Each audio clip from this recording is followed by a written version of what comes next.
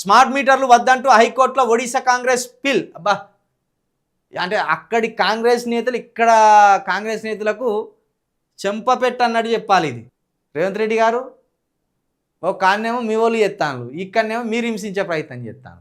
మీటర్లను బలవంతంగా ఇన్స్టాల్ చేశారంటూ ఫిర్యాదు. తెలంగాణలో మాత్రం స్మార్ట్ మీటర్లకు రేవంత్ సర్కార్ సై. కాంగ్రెస్ నాయకుల ద్వంద్వ వైఖరిపై అన్నదాతల ఆగ్రహం. ఇప్పుడు కాంగ్రెస్ నాయకులు అక్కడ ఒర్రుతాను, రైతులకు స్మార్ట్ మీటర్లు పెట్టద్దు అని అంటాను అక్కడ. అని ఏమంటారు, మేము బీజేపీ ప్రభుత్వం మీద కొట్లాడుతున్నాం అని చెప్తాను కదా.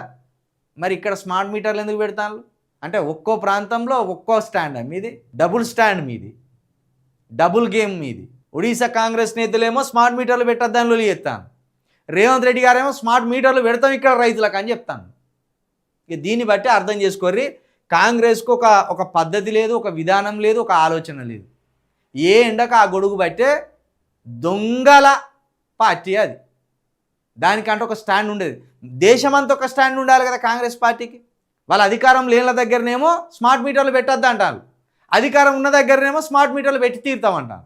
అట్లున్నది వాళ్ళ ద్వంద్వ వైఖరి.